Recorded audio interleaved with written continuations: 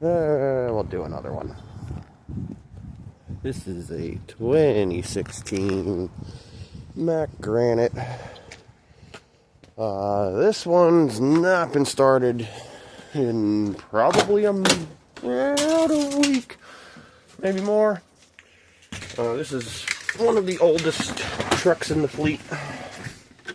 Definitely has probably the most mileage.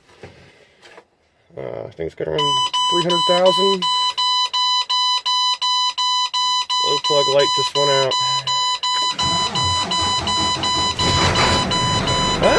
Not bad. Air pressure's all down.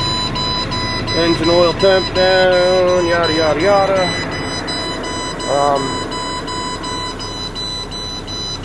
Take the oil pressure gauge. It's about 20 degrees out. So, yeah. She started.